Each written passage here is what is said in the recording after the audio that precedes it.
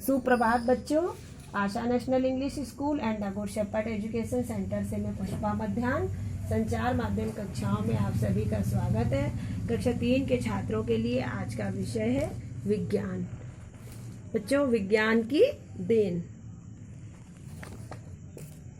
हम लोग ने बच्चों लेसन 3 जीव जंतु और उनका भोजन पढ़ा था।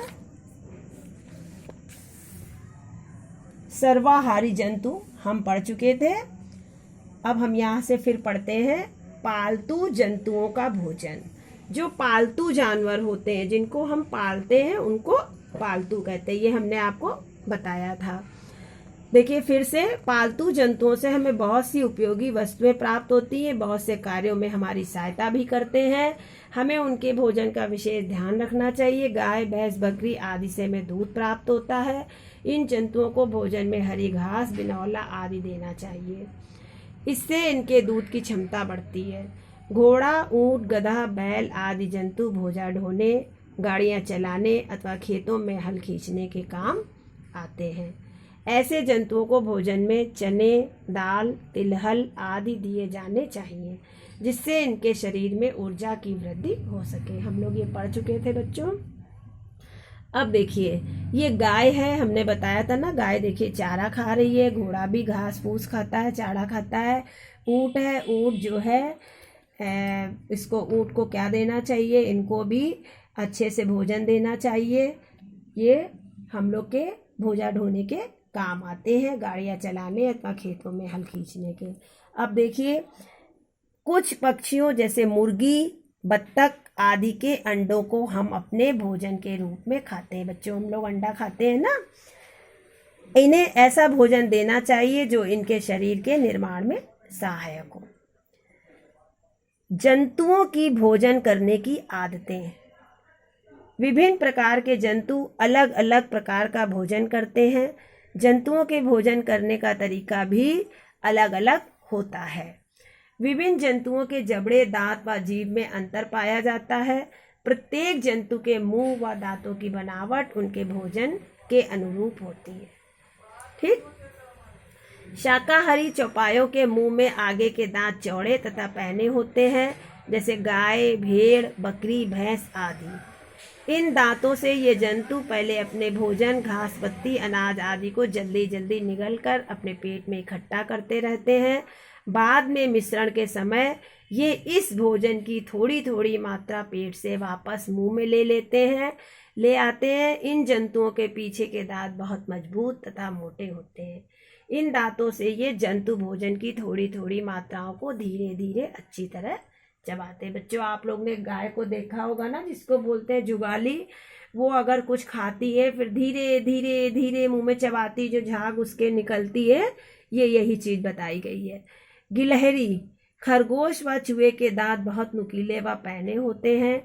इन दांतों की सहायता से ये जंतु गिरी, दाने, फल आदि कुतर कर खाते हैं। इनके दांत कैसे होते हैं? बहुत नुकीले होते हैं, है ना। मांसाहारी पशुओं जैसे कुत्ता, बिल्ली आदि के आगे के दांत लंबे नुकीले होते हैं। ये दांत इनको मांस काटने तथा चीरने में सहायता करते हैं। ये लोग मांस खाते हैं ना। इनके मुंह में पीछे के दांत बहुत मजबूत तथा चौड़े होते हैं, जिससे ये मांस तथा हड्डी को अच्छी तरह चबा लेते हैं। सांप तथा अजगर अपने भोजन को चबाते नहीं हैं। ये छोटे छोटे जंतुओं को पूरा निगल जाते हैं। क्या करते हैं? निगल जाते हैं। हाथी अपनी सूंड की सहायता से फल, टहनियाँ, पत्तों आदि को तोड़कर अपने मुंह में रखता है। आपने हाथी को देखा है ना, अपनी सूंड से वो उठाता है, फिर अपने मुंह में डालता है। पानी पीने के लिए वह अपनी सूंड से पानी को खींचता है। हाथी अपने 2 लंबे दांतों का प्रयोग भोजन करने में नहीं करता है। हाथी मुंह के अंदर स्थित दांतों से भोजन करता है। हाथी के जो दांत होते हैं ना, जो दिखते हैं, वो दिखाने के दांत होते हैं। तितली, भंवरा आदि फलों का रस चूसते हैं। ये फलों का रस अपने लंबे मुंह से चूसते हैं। छिपकली तथा मेढक अपनी जीभ से कीड़े मकोड़े को पकड़कर खाते हैं। मेढक की जीभ लंबी तथा चिपचिपी होती है। कीड़ा इसकी जीभ पर चिपक जाता है और मेढक जीभ को वापस खींचकर उस कीड़े को खा जाता है। बच्चों ये देखिए, मेढक छिपकली है और मच्छर खून चूसते हुए। देखिए ये मानव का हाथ है और ये मच्छर खून चूस रहे हैं। मच्छर अपनी लंबी नुकीली सूंड से मानव तथा अन्य जंतुओं का खून चूसते हैं। इसी प्रकार खटमल, जूं आदि भी खून चूसने वाले कीड़े हैं। पिल्ले, बछड़े, बिलौटे आदि अपनी माँ का दूध पीते हैं।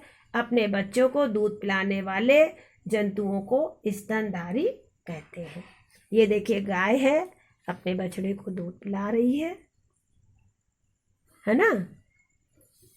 देख रहे हैं ना आप लोग, ये अपने अपने बछड़ों को दूध पिला रहे हैं। महत्वपूर्ण बिंदु, सभी जंतुओं को जीवित रहने के लिए भोजन की आवश्यकता होती है।